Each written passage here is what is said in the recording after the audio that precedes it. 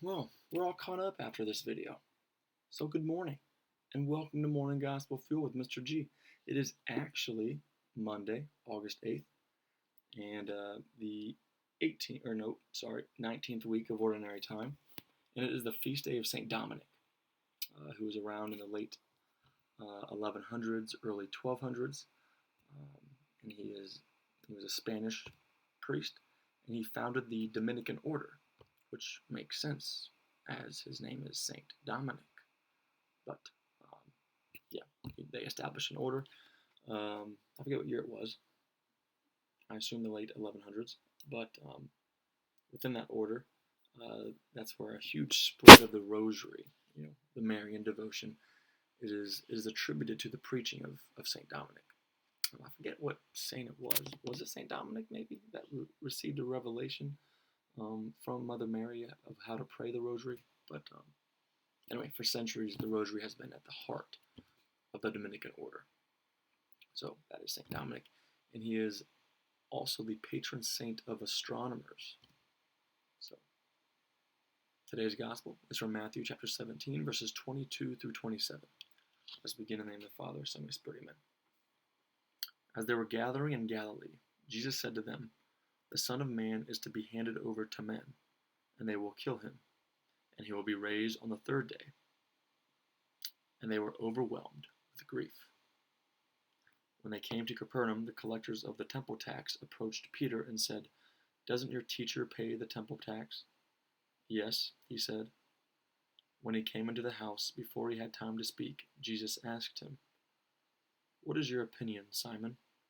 From whom do the kings of the earth take tolls or census tax? From their subjects or from foreigners?" When he said, "From foreigners," Jesus said to him, "Then the subjects are exempt. But that we may not offend them, go to the sea, drop in a hook, and take the first fish that comes up. Open its mouth, and you will find a coin worth twice the temple tax. Give that to them, for me and for you."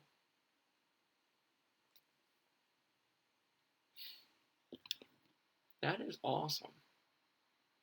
It shows Jesus' humanness in the world. It also shows Jesus' tight relationship to Peter, the first pope. Just talking about, asking Peter about the temple tax, and what his response is. And, Jesus is trying to show them that, there is a purpose to being here on earth, and that we do have like this authority to our leaders,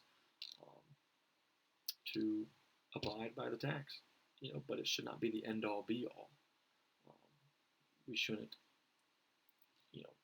fixate our hearts towards money. And I think that's also what Jesus is trying to teach Peter, that it's just part of the earthly duty of authority, because the authority God grants to people. And we also have free will, which is the scary part. God grants authority to certain people to put them in leadership, and it's our Christian duty to handle that virtuously, and to lead people virtuously. Now, of course, in the course of human history, that has not been the case. Clearly, it was authority that killed Jesus, as Jesus told them right before he told Peter about the payment of the temple tax. But it was the second prediction of the Passion, where Jesus tells them that I'm going to die. And then the apostles were overfilled with grief. But then Jesus takes Peter aside and tells them this about the taxes, and then he tells them to go to the sea, drop in a hook, and take the first fish that comes up, and there will be 2 coins in there, to take care of both Jesus and Peter. How awesome is that? And again, that actually happened. So that is something that I think that it's good, something good to reflect on. Every year whenever we have to pay for tax. A lot of us get frustrated. I know we have to pay taxes on everything, and I think some of that complaint is right and just, based upon what we see the government doing with our money. However, are we more concerned with the state of our soul? Are we not letting the earth upset us and what's going on in the world upset us so much where we lose our faith. Because we should, in the midst of all the earthly requirements that we have to do, the hustle and bustle, the day in and day out, are our hearts still at rest in full trust and hope in the Lord and the kingdom of God? And can we attach any sort of earthly suffering to God, knowing that He will take care of us, much like Jesus took care of Peter and himself for the taxes that He took out of the fish?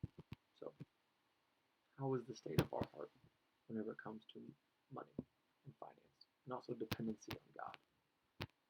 Because I have a feeling that Peter gets a little worked up during tax season, like much of us do.